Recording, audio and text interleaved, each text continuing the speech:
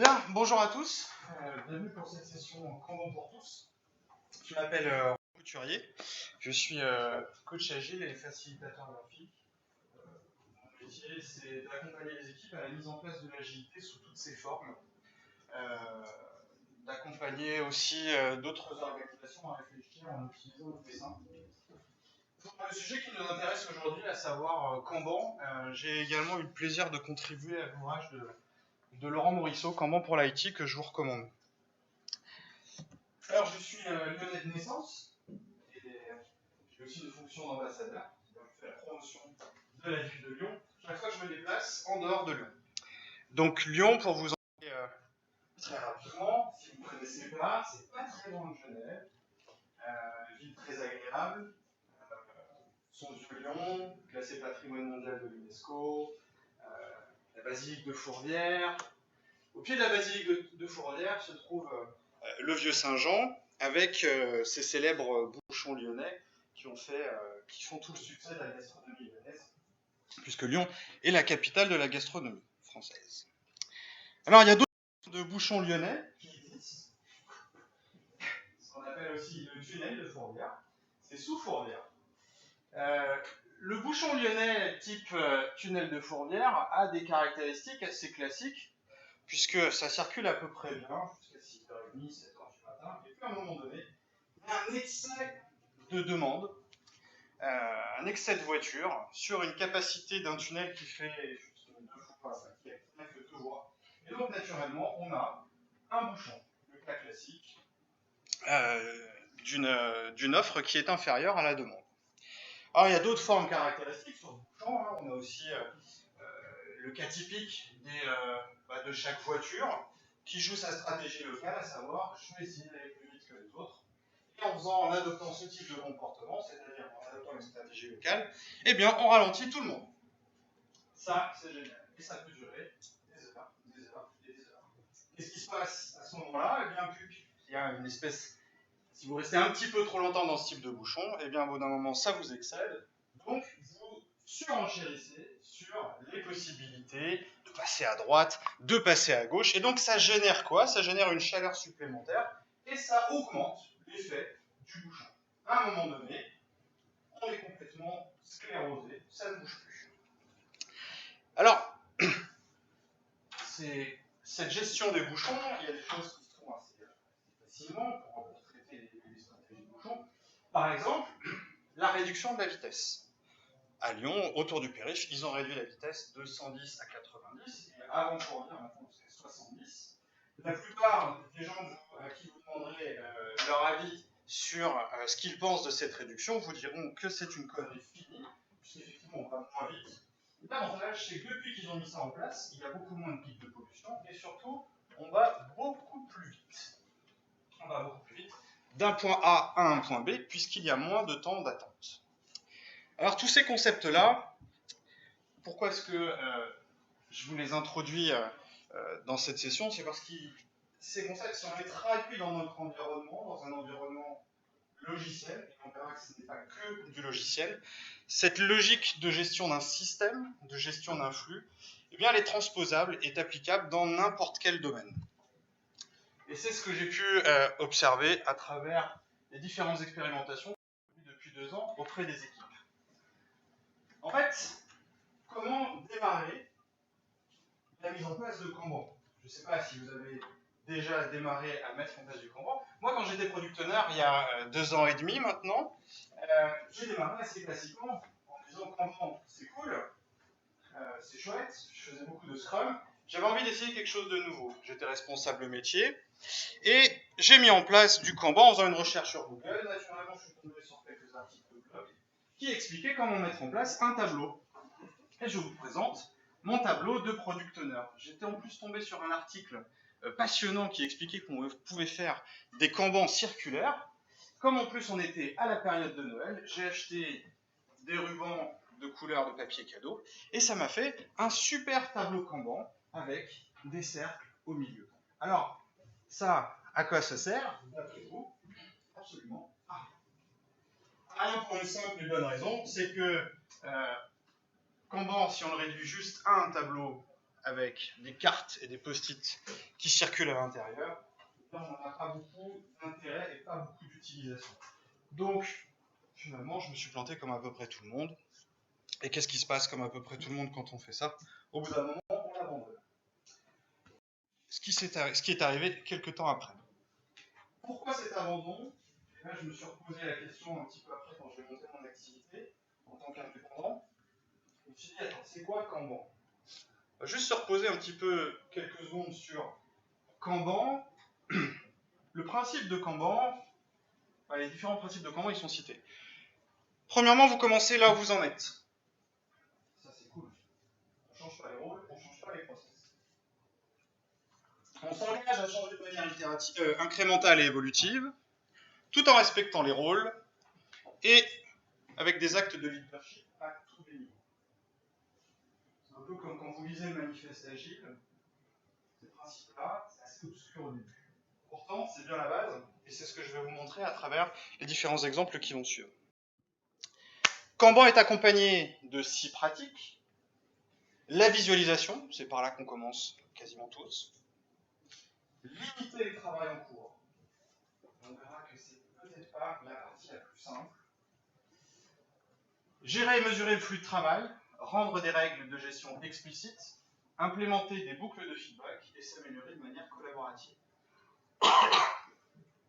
Une fois qu'on a fait ça, une fois qu'on a compris ça, bon, on va peut-être essayer de faire un Kanban un petit peu différent. La première étape, pour bien mettre en place le Kanban, c'est de réfléchir à la valeur. Là, vous êtes dans un environnement type agence web. Une agence web qui a l'habitude de structurer et d'organiser son travail en planifiant le travail des individus. Alors évidemment, c'est très compliqué parce qu'il faut que tout le monde soit à 100%, il faut que toutes les actions se synchronisent. Quand je suis intervenu, la première chose qu'on a fait, c'est qu'on a inversé la gestion du travail, non pas par rapport aux personnes, mais par rapport aux projets. Et à partir du moment où on commence à visualiser l'état des projets et l'état des fonctionnalités, eh bien, on a pu se rendre compte qu'effectivement, il y avait des personnes qui étaient en attente de travail parce qu'elles n'avaient pas assez de choses, et à l'inverse, d'autres personnes qui étaient complètement surchargées, ce qui pouvait peut-être expliquer pourquoi certains clients n'étaient pas très heureux du délai que ça prenait.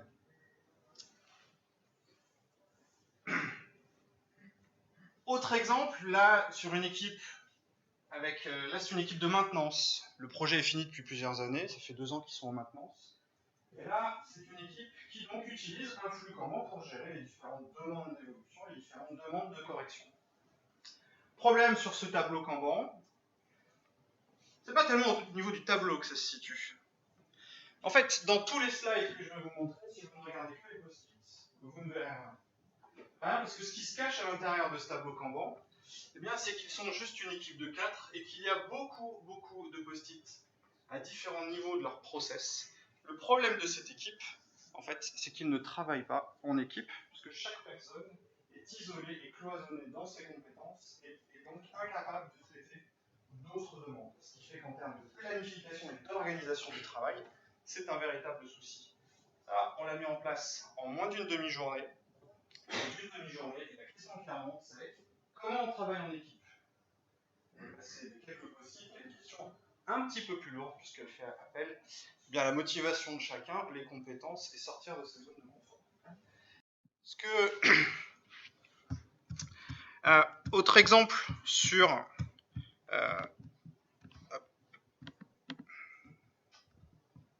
autre exemple là d'un Kanban introduit toujours dans la même agence web tout à l'heure. Moi, je travaille en agile.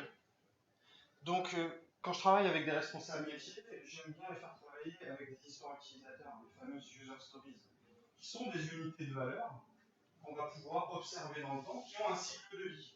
On les analyse, on les conçoit, on les développe. La base de Kanban, c'est l'observation de l'unité de valeur. Ça veut dire quoi? Ça veut dire que si vous réfléchissez à vous, votre équipe, quels sont les types de demandes que vous traitez le plus régulièrement, qui ont la plus forte volumétrie? eh bien, c'est ce qui va être votre unité de valeur. Et c'est ça que vous allez observer. Observer pour voir où ces unités de valeur se situent dans un flux. Un flux, c'est quoi? Un flux, c'est une succession d'activités. Votre unité de valeur, elle naît et elle meurt. Entre ces deux moments, eh bien, il y a un ensemble d'activités, des activités intermédiaires. Et créer son flux, c'est bien ça, c'est identifier son unité de valeur et ensuite se poser la question, quelles sont les différentes activités qui permettent à cette unité de valeur de naître jusqu'à sa mort? Alors c'est mort, c'est... Il pourrait y avoir plusieurs unités de valeur. Il pourrait y avoir tout à fait plusieurs unités de valeur, on va le voir sur les exemples qui vont suivre. Ça, c'est la base. La base que moi j'avais complètement zappé quand j'ai mis en place mes cambans circulaires, et la base qu'on a mise en place avec les exemples précédents. Et là, ça change absolument tout, puisque l'unité de valeur, elle ne concerne pas juste une personne, elle concerne l'ensemble de l'organisation.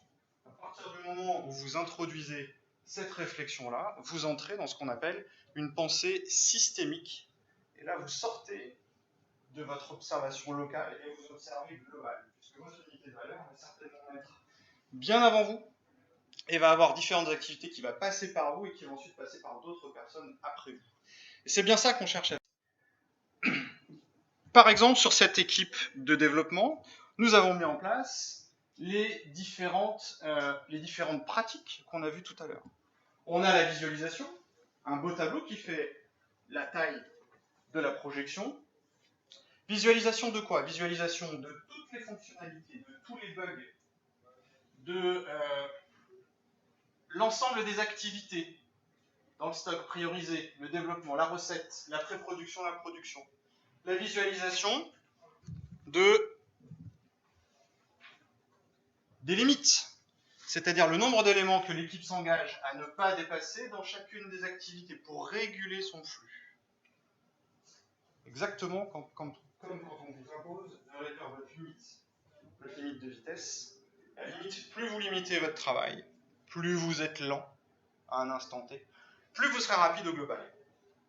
Ce qui est intéressant avec cette équipe, c'est qu'en fixant les règles et en modélisant le flux, en fait, c'est l'équipe de dev qui a posé ce premier flux, sauf que la fin du flux ici, ça ne les concerne pas. C'est l'activité d'hébergement, c'est l'activité d'exploitation. Il apparaît parfois que dans les organisations, les devs et les opérationnels ne sont pas forcément copains, ils sont copains au café.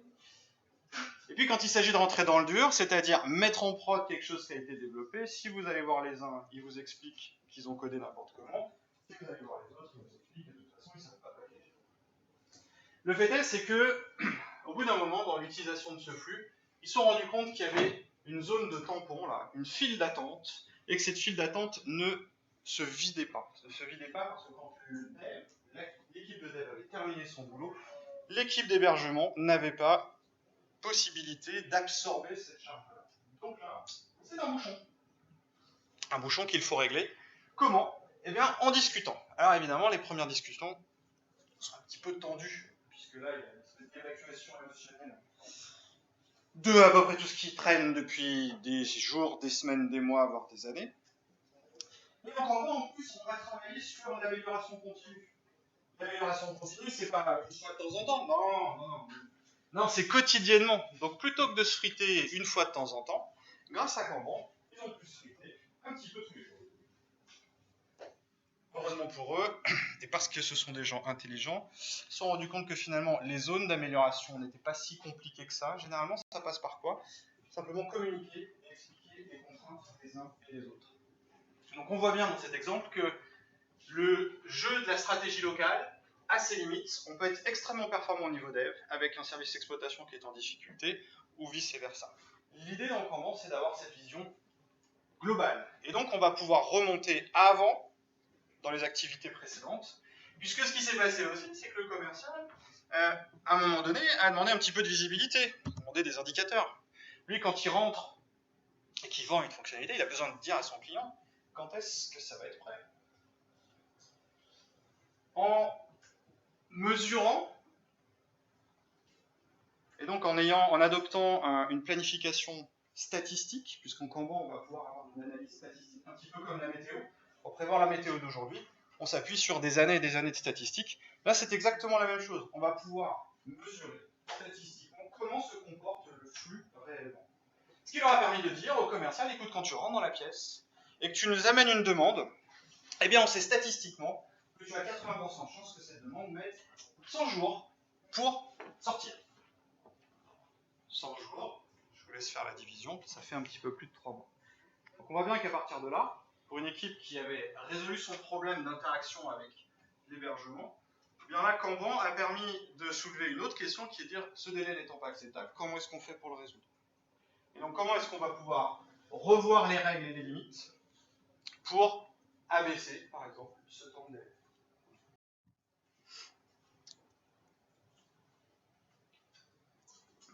Alors, Kanban au niveau d'une équipe, c'est bien. Des fois, on a des équipes de 1 aussi. Par exemple, un graphiste. Souvent, les graphistes sont seuls. Non pas parce qu'ils ont envie d'être seuls, c'est parce que souvent, on n'en prend qu'un. Et il a tout un tas de choses. Là, on est toujours dans une autre agence web. Avec un graphiste qui a du mal à s'organiser, qui réactualise son Outlook quasiment toutes les 3 heures, et qui dégage tout. On a travaillé avec lui sur la visualisation de son processus de travail. Vous voyez en rose ses activités, et en orange, son unité de valeur. Lui ne travaille pas avec des user stories. Lui ne travaille pas avec des demandes. Lui, il travaille avec des travaux d'ergonomie. Ok, son unité de valeur, c'est le travail d'ergonomie. Pour différents clients. Pour de l'interne, pour de l'externe. Chose intéressante, c'est très rapidement, on a pu voir qu'il y avait un bouchon. Le bouchon, c'est simple sur un flux Kanban. Généralement, après un tas, là, vous avez quasiment pas. Parce qu'il est pas. Vous voyez que le flux est vide à partir de. Parce qu'ici, il y a un bouchon. Et hop, c'est la validation client, tiens. Voilà. Donc là, tu es bouché. Et ce n'est pas de ton fait. Donc comment faire? Il faudrait peut-être appeler le client pour savoir où il en est. Tu l'as fait? Non. Tu peux le faire? Oui. Tu peux le faire maintenant? Et ainsi de suite, et ainsi de suite. Et simplement en rappelant le client pour savoir un petit peu où est-ce qu'il en est. Le client qui, lui, n'a aucune conscience de ça, puisque pour lui, il y a du travail en cours. Là, ça a permis de lever un point tout simple, de dire, nous sommes bloqués, et voici les impacts, donc de factualiser, de rendre tangible et observable, un comportement d'un système global. Ce qui lui a permis maintenant, en le laissant travaillant sur... Moi j'ai laissé travailler en autonomie là-dessus, il s'est rendu compte qu'en fait, il avait besoin d'une autre forme de structuration. Donc il a fait évoluer, son process de travail, avec des nouvelles règles, des nouvelles limites, qui correspondent à sa propre réalité. En créant par exemple un couloir pour gérer toutes les demandes externes. Ça permet quoi? Ça lui a permis surtout de définir la meilleure stratégie quotidiennement, puisque tous les jours, les priorités changent. Tous les jours, il y a des nouvelles demandes, il y a des nouveaux projets, il y a des nouveaux clients. Quelle est la meilleure stratégie globale? Il n'y a aucune méthode qui peut répondre à ça. L'idée, c'est plutôt d'offrir la visualisation. Voilà dans quel état se trouve ton système. Et donc, à toi maintenant de prendre la meilleure décision. Le tableau Kanban lui a permis de ça. Mais il n'est pas tout seul. Parce qu'une fois qu'il a fini l'ergonomie, il y a aussi une autre personne qui est designer. Le designer, lui, intégrateur, alors lui, il est en mauvaise posture puisqu'il est juste avant les devs, mais il est aussi un petit peu pendant les devs, puis un petit peu après aussi. Et comme il est tout seul et que les développeurs, eux, travaillent sur des itérations de type Scrum, il faut qu'il soit au meeting, mais lui, il a du mal à cadencer son travail parce qu'en fait, il reçoit aussi des demandes qui ne viennent pas de travaux qui s'inscrivent dans le Scrum. Donc c'est une personne qui est en difficulté déjà opérationnelle, et puis en difficulté vis-à-vis du reste de l'équipe, puisque, en gros, il est jamais à l'heure, de toute façon, il ne sait pas faire. Mais en même temps, il a des problèmes qui ne sont pas du tout entendus par les autres. Donc comment résoudre ça? Là, on a souvent un goulet d'étranglement déjà quand on a une capacité extrêmement réduite, en l'occurrence une personne. Et quand la demande est supérieure à l'offre, eh bien, on arrive sur ce genre de choses, c'est-à-dire un stock très très en amont qui diminue avec le temps, et au bout d'un moment, une incapacité à sortir, puisque une personne, qu'est-ce qu'elle va faire? Pour pouvoir faire tout avancer, eh bien, elle va essayer de travailler un petit peu tout le temps. Donc, elle va faire ce qu'on appelle du context switching. Vous savez, le context switching, c'est quand vous avez l'impression, quand vous finissez une journée et que vous avez la tête gros comme une patate, en ayant l'impression qu'il n'y a rien qui a avancé, et pourtant vous n'avez pas arrêté de travailler toute la journée. Qu'est-ce que vous avez fait généralement? Vous avez passé votre temps à basculer, à switcher. Et en switchant, eh bien, vous perdez du temps. Là, l'introduction du Kanban pour ce designer-là a permis notamment eh bien, de réintroduire la communication avec le reste de l'équipe de développement pour leur expliquer comment est-ce que ça se matérialise. Ça veut dire quoi? Aujourd'hui, je suis en difficulté. Et donc, de sortir un peu du côté j'ai l'impression d'eux pour vraiment rendre concret les choses. Tellement que je crois que c'est deux mois après, je suis revenu et puis on dit bon, on a trop de Kanban, plus le Kanban. Donc on a des tableaux de Kanban partout, ça suffit. Donc ils m'ont dit on les a tous supprimés. Wow. Qu'est-ce qui s'est passé? En fait, on a tout fusionné. En fait. On les a pas supprimés, on les a fusionnés parce qu'on s'est rendu compte qu'il y avait un lien entre l'activité de graphisme, entre l'activité de designer, et puis finalement on pouvait la connecter avec l'activité de développement. Et peut-être même qu'on pouvait la connecter avec des activités de réflexion fonctionnelle amont. Et donc on a pu reconnecter différentes activités entre elles. Et donc avoir une visualisation, non pas de chaque activité, mais de la chaîne de production globale. Chaîne de production globale, donc là vous avez ici la visualisation du tableau qui vient juste d'être amorcé.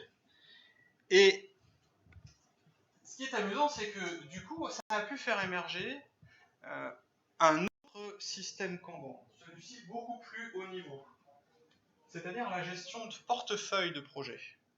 Puisque les chefs de projet, eux gèrent les projets qui sont entre 1 et 3 mois, qui se déclinent après en fonctionnalités qui sont gérées par l'équipe. Et donc on a pu travailler sur la visualisation. C'est quoi un projet? C'est quoi le cycle de vie d'un projet? Si l'unité de valeur est le projet, il arrive quand?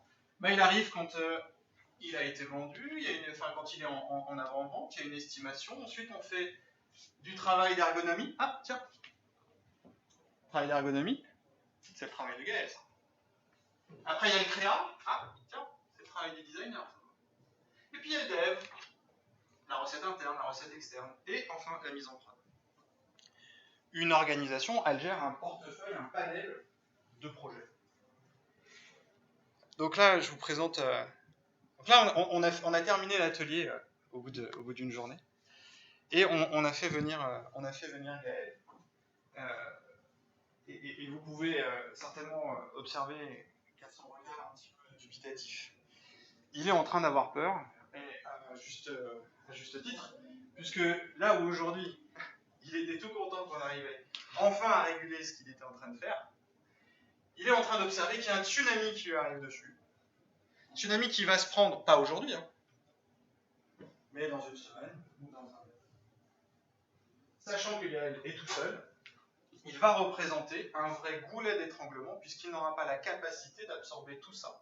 Parce que pour garantir la qualité de la réalisation des projets, il faut impérativement suivre ce process qu'ils se sont définis eux-mêmes. C'est leur méthode de travail.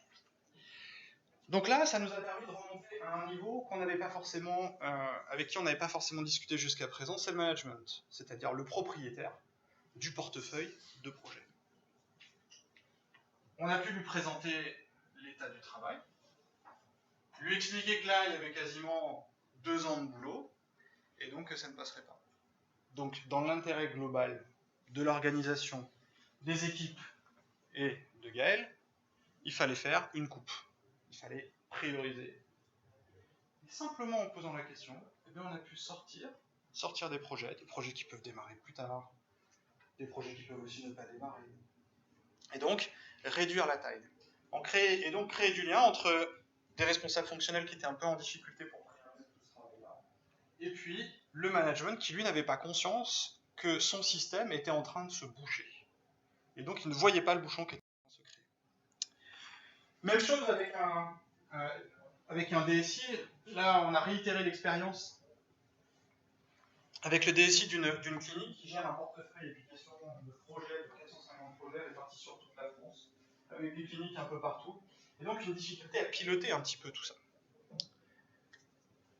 On a travaillé sur son process, ce qui était un peu la première fois, puisqu'effectivement, il n'y avait jamais eu de travail sur quand un projet démarre et quand est-ce qu'il se termine, et quelles sont les étapes qui font qu'on fait des projets de qualité. On a pu, là, lui, il a choisi de les ventiler par région. Et donc, à partir de là, on a pu constater, par exemple, qu'il n'y avait rien en validation. Par contre, qu'il y en avait beaucoup très très en amont. Et évidemment, comme tout le monde doit arriver au même moment, on a fait une conclusion très simple, c'est qu'ils n'y arriveraient pas. Ça, ils le savaient déjà, avant le Kanban. Mais ça lui a permis de déclencher des actions, et surtout des réunions de travail avec ses différents responsables de projet, pour leur montrer que si chacun joue perso, et donc joue son propre ticket, eh bien ça ne fonctionnera pas. L'objectif, c'est que la DSI délivre au service de l'organisation. Si on redescend un petit peu, moi je travaille beaucoup avec les responsables fonctionnels. Et là, je suis arrivé dans cette équipe, c'était assez intéressant parce que eux, ils travaillent avec des fonctionnalités. Quand je suis arrivé, c'est voilà ce que j'ai trouvé dans leur espace de travail. Un tableau Kanban. Je dis, wow, c'est génial, vous avez un tableau Kanban. Et, un quoi? Ah, vous avez un tableau Kanban avec des activités, un process, vos unités de valeur. Attends, tu nous parles, c'est du charabia, ce que tu nous racontes. Okay. Nous, on est en train de gérer un projet. Ça s'appelle gérer un projet. Donc, pour se structurer, avant le dev, on avait besoin de voir les différentes activités pour s'organiser. Fabuleux. L'émergence naturelle d'un Kanban. On n'a pas parlé de Kanban, j'ai juste travaillé avec eux sur la définition des limites, la définition des règles de passage. Comment est-ce qu'on passe d'une demande qui est en stock à l'étude? Comment est-ce qu'elle passe en modélisation? Et donc travailler sur cette fameuse définition terminée, qui est assez complexe à adresser. C'est quoi une étude terminée? C'est quoi une modélisation terminée? Et là, on a pu renforcer la qualité sur le projet. Parce que bien souvent, quand on constate de la non-qualité, on la constate à la fin, et elle est rarement due à la dernière activité. La non-qualité, elle a été contractée sur l'ensemble du process à différentes étapes. Et en fait, dans cette démarche-là, à force de travailler à régler les problèmes par le bas, eh bien, un petit peu comme des saumons, on va remonter le flux.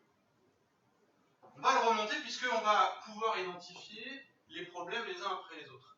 Jusqu'à remonter au début. Et c'est là où ça grippe, puisque là on est dans un contexte d'une administration publique, française.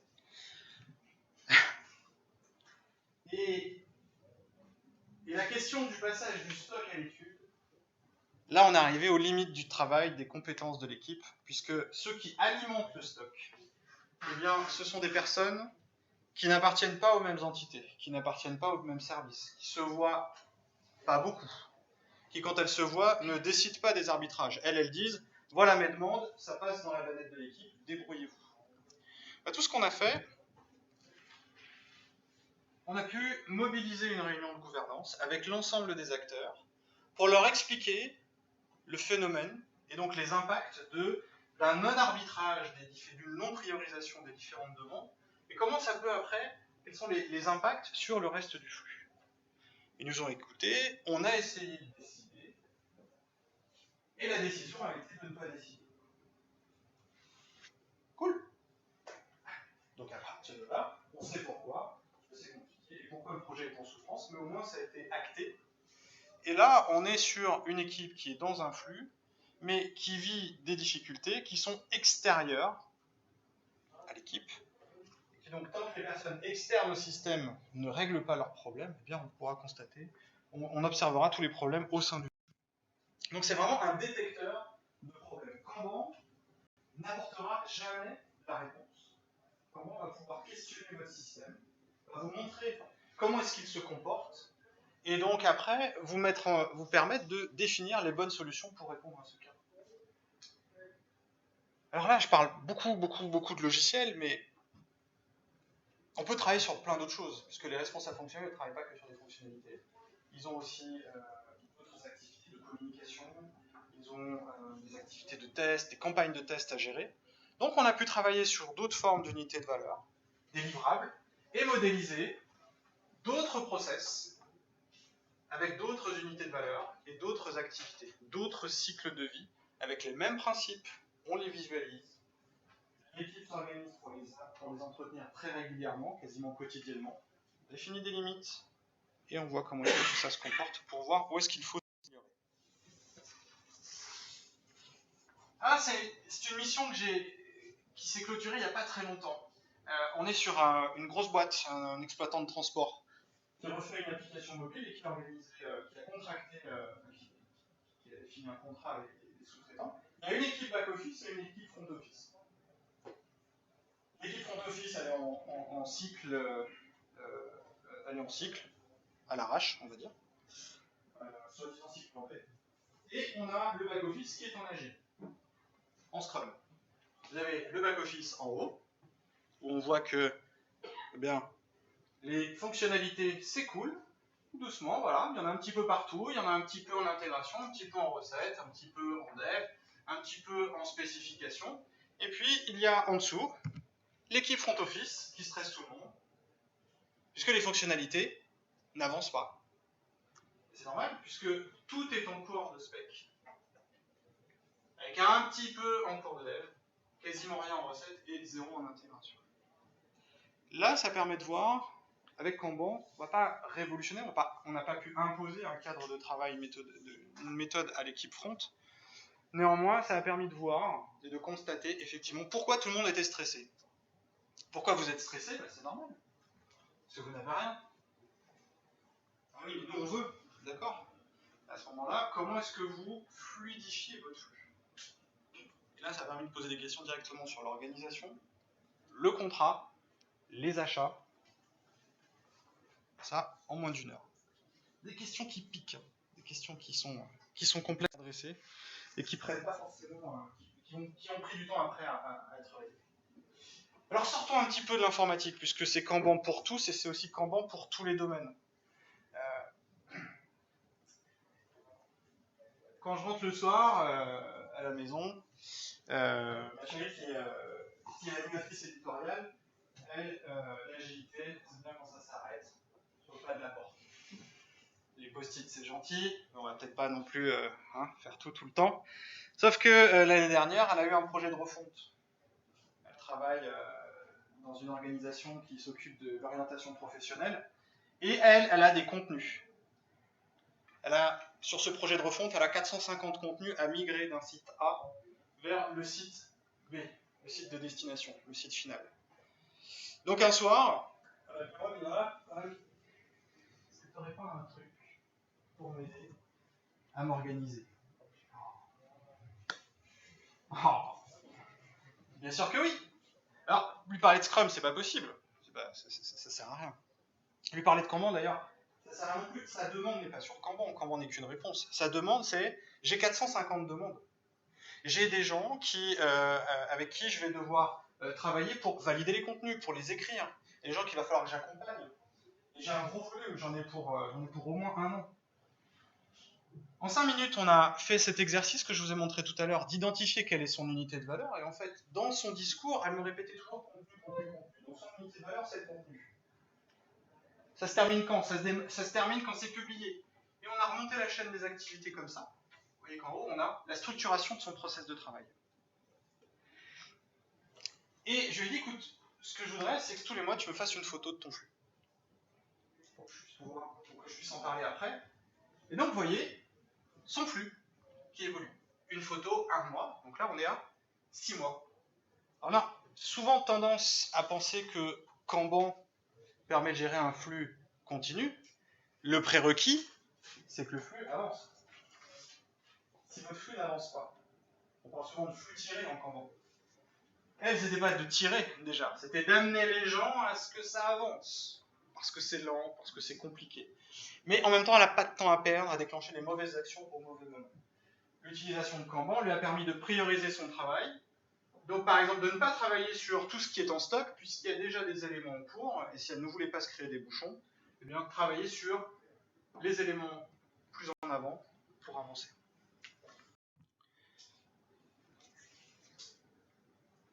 Dans un autre genre, j'ai pu aussi travailler avec un responsable d'agence. Lui, la partie dev, c'est un aspect. Lui, ce qu'il gère, c'est du commerce, du business, il a un modèle économique. L'activité dev, elle est ici, là. Lui, ce qu'il gère, c'est des projets, il a des modules, il a des applications, il a des idées. Son unité de valeur, ce sont les idées. Des idées qui doivent être prospectées, qui doivent être ensuite, qui doivent déboucher sur des projets qui doivent être vendus. Et il a un problème avec son commercial parce qu'il n'arrive pas à piloter ses actions. Donc là, on a travaillé sur la visualisation de son flux commercial pour l'aider à prendre des bonnes décisions au bon moment et donc savoir quels sont les projets qu'il faut abandonner parce qu'il y a des projets critiques, non critiques. Parce que vous pouvez être très bien à un instant T, mais sur des, on va dire sur des flux Kanban de plus haut niveau, eh bien, il va y avoir une difficulté, c'est qu'à l'instant T, on peut être très à l'aise, mais la difficulté arrive et vous allez vous en apercevoir dans 3, dans 6 mois. Et c'est là où Kanban va être intéressant, c'est de pouvoir développer une capacité d'anticipation. Donc pour la gestion commerciale, Kanban, c'est assez fabuleux, puisque derrière, en plus, on va pouvoir tirer des indicateurs. Si sur chaque post-it, vous êtes capable d'assigner la valeur économique de votre projet, vous allez pouvoir bâtir des indicateurs.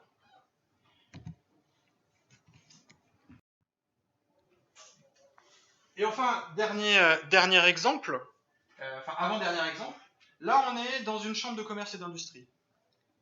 Ils préparent la réforme de la formation professionnelle. Ils ont un catalogue de formation à migrer suivant un nouveau projet. Alors, le processus de migration, il est identifié. Sauf que la machine, c'est-à-dire les outils pour supporter ce processus-là, n'existent pas. Et la culture projet aussi est très compliquée. Dans l'administratif, il n'y a pas vraiment de culture projet. Donc on a deux enjeux, migrer le catalogue et en même temps créer les outils pour migrer le catalogue. Voilà l'approche qu'on a retenue, très simplement.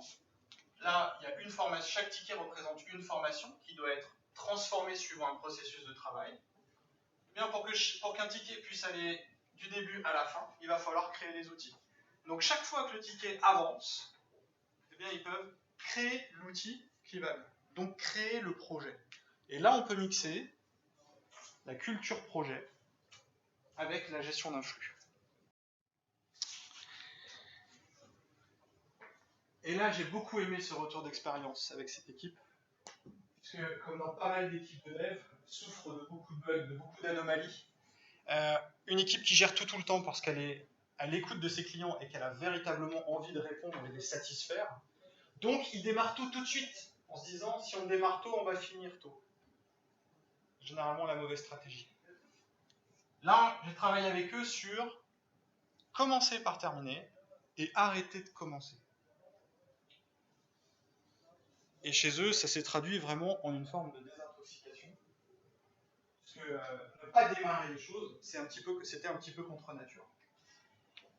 Là où on n'avait pas vu le sujet arriver, et ce qui a été assez fabuleux, c'est que leur modèle économique, il est justement dans le traitement des demandes. Plus ils vendent de demandes lors de la régie, plus ils rapportent du chiffre d'affaires. Quand ces demandes sont des bugs, et qu'après la phase de désintoxication, l'intoxication c'est quoi sur le flux là? Ce sont tous les post-it roses. 3 mois plus tard, cette équipe s'est désintoxiquée. Il y a post-it jaune, pardon. Il n'y a quasiment plus de post-it jaune. Pourquoi? Parce qu'en respectant son flux, ses règles, elle a réintroduit de la qualité. Donc, elle a généré quasiment plus d'anomalies. Sauf qu'à ne plus générer d'anomalies, ils n'avaient plus de travail pour leurs clients. Donc, ils sont arrivés à un point de rupture où on a eu une discussion complètement absolument fabuleuse de se dire si finalement on ne devait pas réintroduire de la non-qualité pour continuer à survivre. Bon, ça c'était la première solution. La deuxième option, ça a été de re-questionner l'offre commerciale et donc de remonter, de sortir du flux totalement, de re-questionner la stratégie de l'entreprise en disant comment est-ce qu'on peut aller chercher de nouvelles sources de revenus. Et ça n'aurait pas été possible si on n'avait pas désintoxiqué l'équipe de dev et donc réintroduit de la qualité. Alors, je vous parle beaucoup des autres. En préparant cette session, je pouvais difficilement m'exclure du sujet. Donc, moi, quand j'ai commencé Kanban, quand j'ai commencé à comprendre, j'étais un petit peu comme ça, c'est-à-dire un cordonnier mal chaussé. Donc, j'ai mis en place Kanban pour moi. Alors, c'est quoi mon activité? Je fais des conférences, je fais des missions de coaching, je fais des formations, je donne des cours, je fais des ateliers. Finalement, j'ai différents types d'unités de valeur qui suivent quasiment tous le même processus. Et j'ai démarré très simple, vraiment low-tech. Et puis j'avais un stock là, de tout ce qui serait super, qu'il faut faire. Vous savez, toute la liste là, des trucs qu'on a à faire. Et puis ça avance au fil du temps. Tellement, à un moment donné, j'ai besoin de le numériser. Là, je passe sous Trello pour pouvoir accéder. Et je passe sous Trello au moment où j'en ai véritablement besoin. Parce que les post-it, ça devient trop lourd à gérer, parce que j'ai trop de données et j'ai besoin de gérer beaucoup plus d'informations.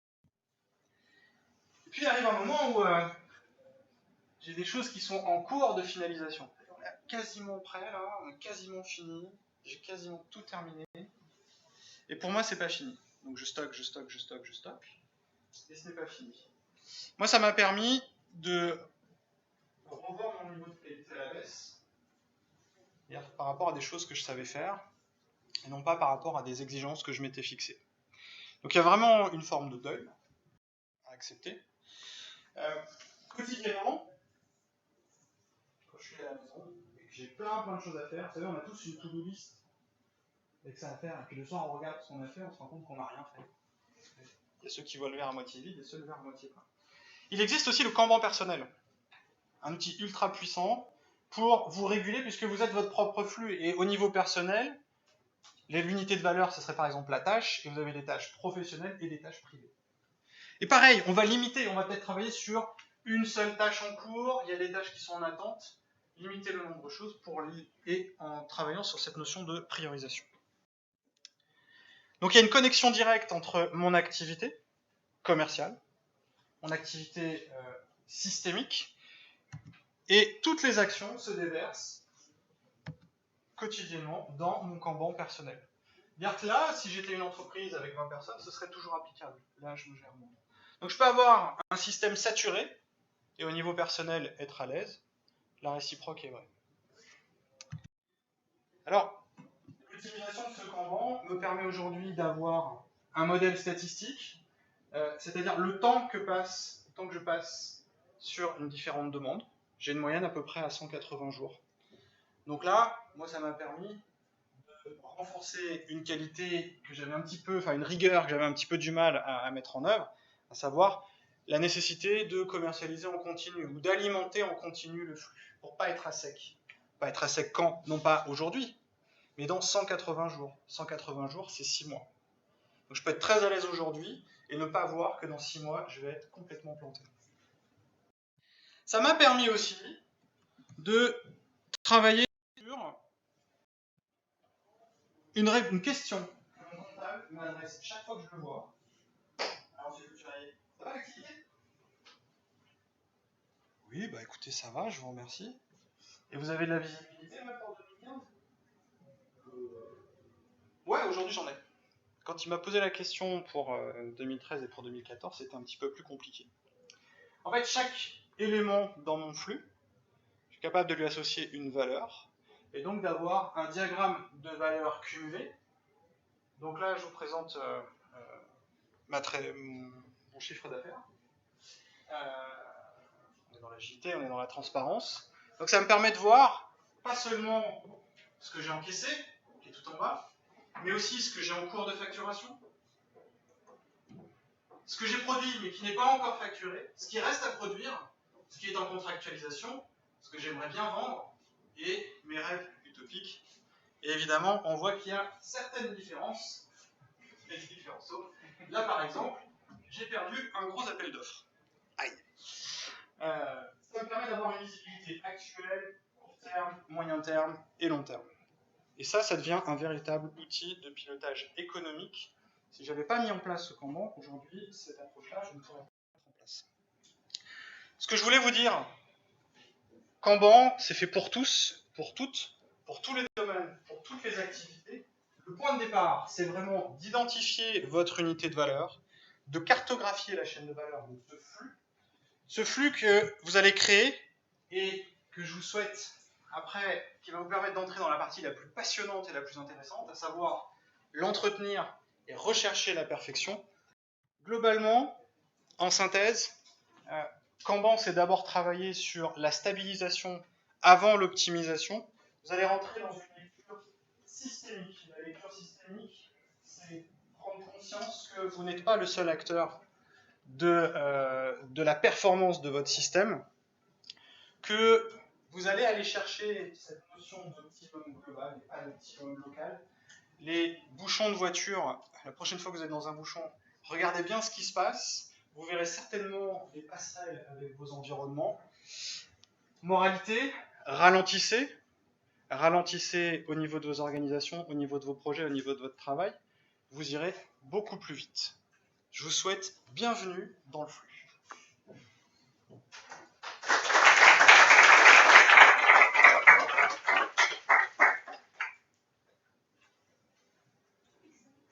Exact. Il y a peut-être des gens qui veulent prendre une pause sur ce. Je ne veux pas vous obliger à rester. Il y en a peut-être qui ont des questions. Pas de problème. J'y réponds avec grand plaisir. Ouais.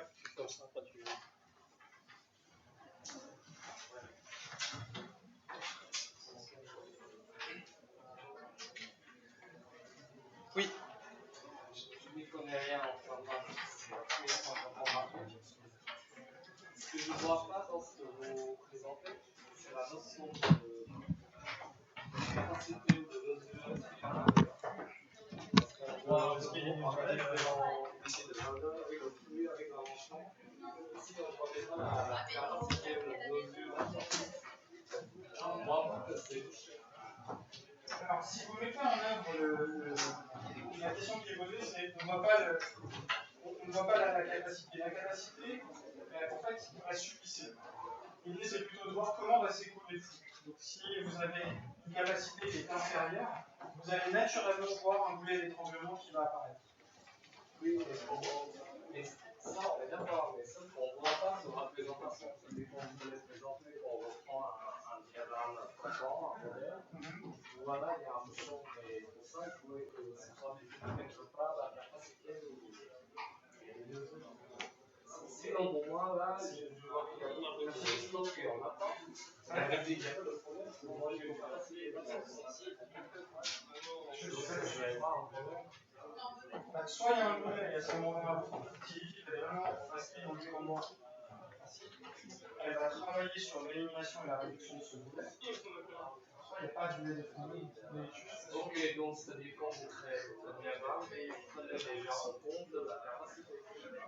Le flux, il s'appuie forcément sur une capacité. Et on ne voit pas ça dans la. Non, c'est pas la capacité qui compte, c'est la vitesse d'écoulement. Oui, c'est la vitesse d'écoulement et la capacité.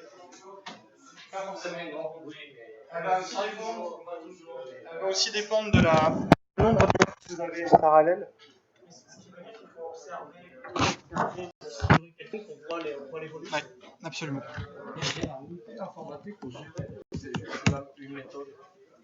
Il vaut mieux. Quand vous mettez